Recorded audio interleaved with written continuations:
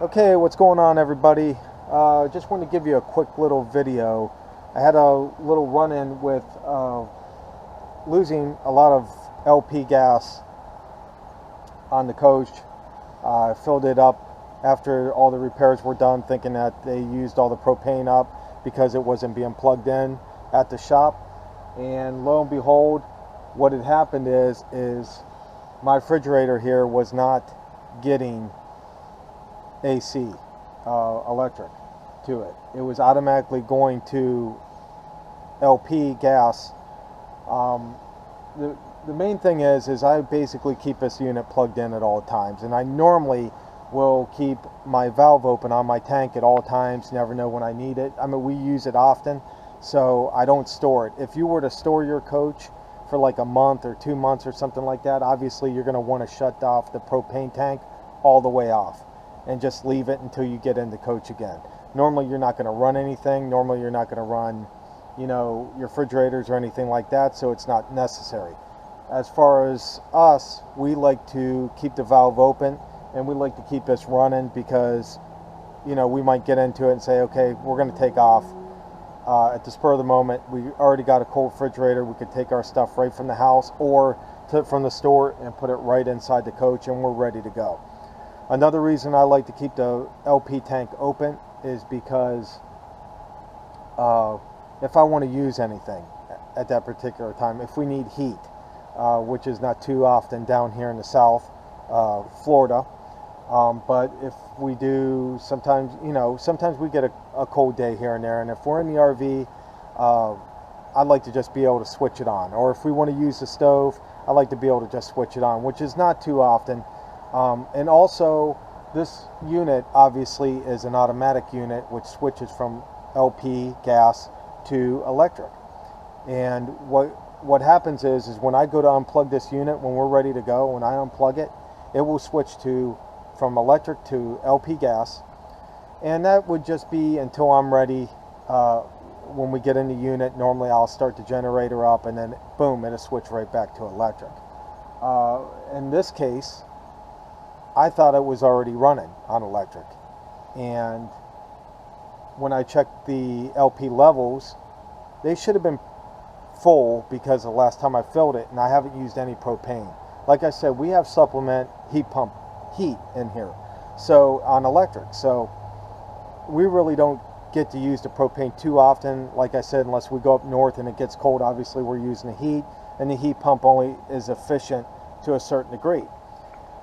So the only way I figured this one out was I shut the LP tank off, and when I went to unplug the unit, because I didn't know if I had an external leak or something, a small external leak on this. I didn't know if I had that. I knew there wasn't anything on the inside. My alarms would have went off for that. But on the outside, I wasn't sure if I had a valve leak or a line leak or something like that, or a very small leak. So what I did is I went ahead and shut the valve completely off on the LP and unplugged the unit to move it outside, out of my driveway and into this spot that we have here next to the house.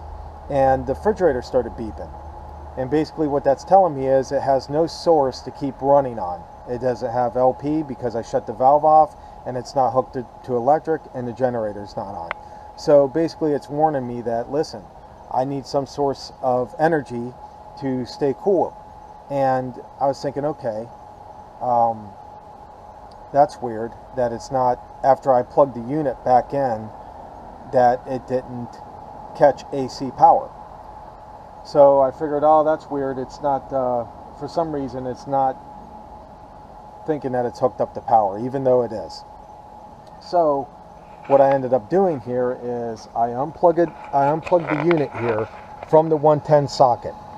I shut the propane tank. Obviously that was already shut off. It wasn't plugged in. I took the plug out also to the RV because I want to be as safe as possible. If you're messing around with this stuff, you don't want anything to energize any of this stuff, any power on or anything like that. So you want to shut off all your pilot lights if they stay on. We don't keep our pilot lights on. So it's not a big deal for me, but shut everything off, unplug it from the 110 here, and then you're going to see a cover here that's right behind the refrigerator unit itself. This is the coolant unit of the refrigerator. And then this is your power control box right here. Basically what I did is, this is a bolt here, a screw here, a screw on this side, if you could see, I know it's getting a little dark, and a screw up here. You take these 3 screws out, you unplug it from here. Wherever your connections are, you want to unplug those. I didn't really unplug anything from the board here, but I did unplug these two wires here so I could take this cover completely off. Now once I do that, you're going to see a 3 amp glass fuse right here, and that was completely blown in our case. So basically I replaced that, put everything back together, the cover back on, replugged into 110, and then I went ahead and plugged the unit into shore power. Lo and behold, that went ahead and fixed it. Due to this fuse being blown, it didn't pick up the AC current that was coming in to the coach. Regardless if I had that on generator or if I had that plugged into shore power, it wouldn't have made no difference. Without that fuse, it would have not picked it up. So basically what I'm saying is that this whole time after I filled this tank up with propane, this refrigerator was running on nothing but LP gas. And like I said, the best way to do that, it's kind of scary for us, is because we don't keep any food in this, but sometimes we'll keep drinks or something like that. Like, we like to keep ours on just in case we're ready to go somewhere. But for the most part, what you should do is make sure you have no food in this just in case, if you're going to leave it running. If you're not going to leave it running, go ahead and shut the unit off, let it thaw down, and then of course you're going to want to go in there and, you know, you're probably going to have a little bit of water in the freezer. You're going to want to wipe that off, and you want to go prop your doors open on your units, and so, you know, maybe put baking soda box in there or something so it don't get all moldy or anything. You want to do that. Best thing to do for now on is what I'm going to do is just shut my LP completely off, and then I'm going to know if this fuse ever blows again. I'm going to know pretty quickly that the refrigerator is not going to be, it's probably going to be beeping or something.